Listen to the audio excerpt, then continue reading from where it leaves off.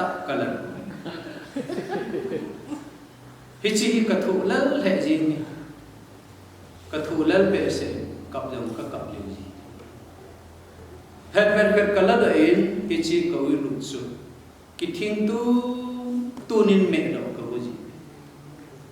ai ba nga do na kamin kami do o anu na khambe pe ma kami do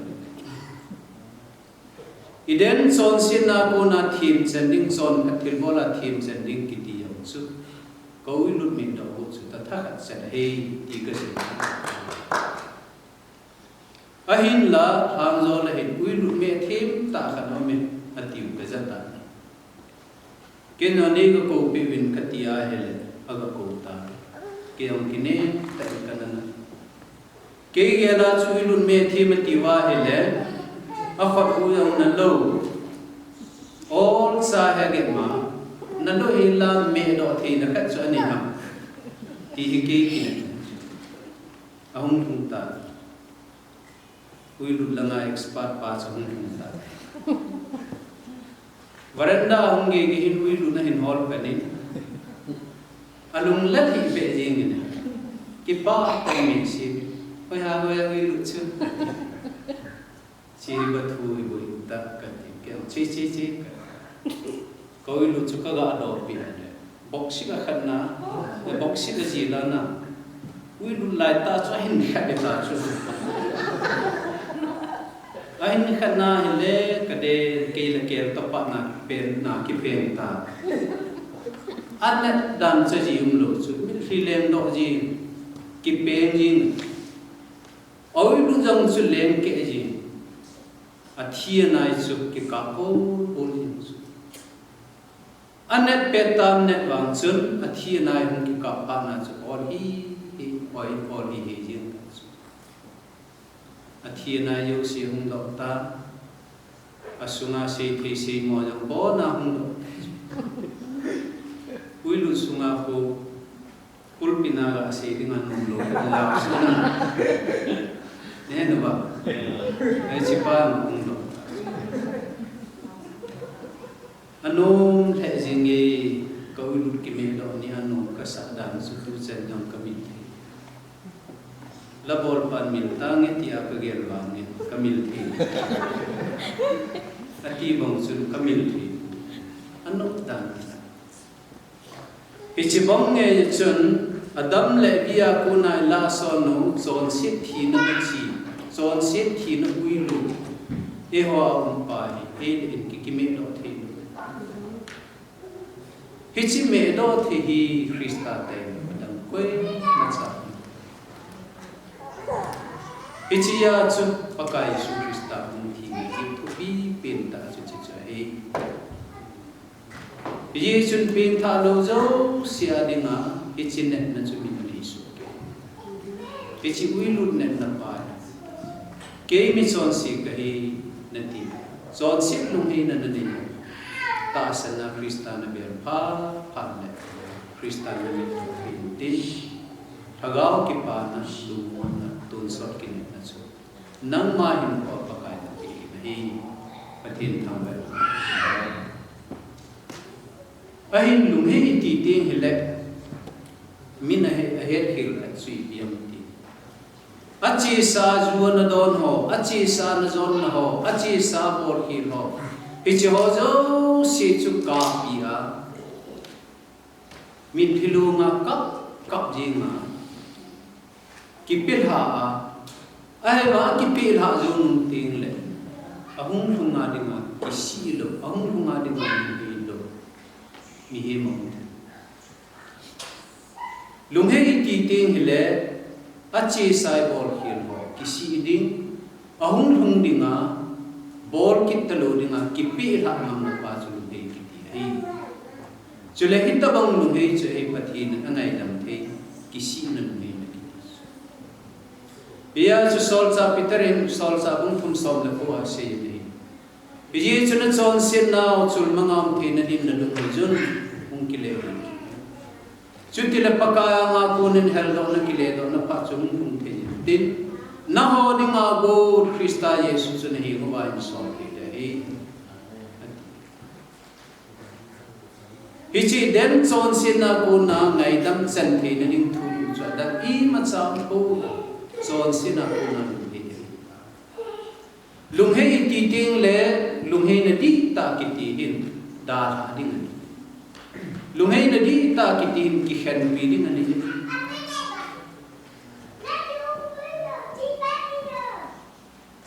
Susan pur kallama gallam ki ti ko Ilaya kurset bola kacina bahin nungak kat council na. Huwing na tu na ngay sa ham na pintanong katina hingi. Ichun kinyo huwing na tu banin explain kanyo. Nehe cinta ang katina hingi. At yutiya na Krista na kisalo din ham katina. Oy po iti ba kalungap kalungna ba thi ay le chipanin kindo amanu ko mahin kasi sung sang khat kala afa dahin kasipse ichiyo chun mol khat kala ki boinu ichi ke manang malum sit na thil pia ka pi amen hi Allah mane tin ge din na hiyong le Siki yang laluwa free na malung si thilpi akapin hi kilain katia kapin alati Allah thelu pani ibia kathilpi na la thelu ha katina ka ko na sun sang kasiji na la thena ni ngai pin bol nga ya sun sang ka pai ha akha ki ai na sun sang ta akha ki Ichun mon kapi chaman ve boinu nahin chito nagin kalungna ba the ko iti kahi nati nalung thim sumahin ki khan bi nom lo khatna ni da ha nom lo khatna ni tunin pakai la chapa ke masangwana jo na se thi ve pathin masangwana jo na se bola na yus ipiham na dal kati isuma yung ki phun do ta oi pu na se che ni be se jingi chimong mong chu kai pai te hol hang khat to kan ki ma ama na ngai le jingi kin ma pa ngai te ji ahin na Hodang thina kitchen ding kati thon le amanu lapan jano po einu lapan jano kenya dinga kizam ti loda Yechun tuni hin Krista kisaning ting ping thakale kalom pa to ka kitchen ti hichi ka giala hile kaluma bu ka kipil ti hichen si do pa chun ken no kasi ve bon namasangahin ultang ni katsu paite ultang pa katsu Nazareth ultang Jesus amanihin nahi nangai chi ai mana ve ne het khanding khatba mobi Nazareth golhang Jesus Krista nang nangai lo nang ngai lu na jin atta sa athisan alu ahin na pompi Calvary anangai na pithi ai kaiti golhang pa nang nangai lu ahi wangin tuni chan ge nang ading na hin na pikhanai achutia le chite ni pen ka kaiti golhang pa na kilana ping thalo wada mun na ju ping na de ha ahi no ba hele Nazareth golhang Jesus Krista na kilana to sa hin na ju ping na de ha kilani aji chu pathin in mi him kiti kiti na thei tha e pi ke counselor khade yong le nanok dowa lekin nan by force ko thei pu nanok dowa hele pathin in nang long force an ko thei ding aji chu pathin ni wa cham na e sim tha nakilan hille na thini nakilan ka na hin koi chi jo nakilan ni ham katita piche chun ki paom ta na mane don na chun hi si ji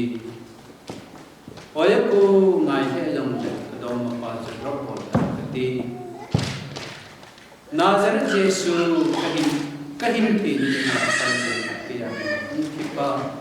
Jesu Christa do chu ki tan tan ti pichini na chun min hilu din a chon si jo si pakai ko ma ta san na pakai Jesu Christa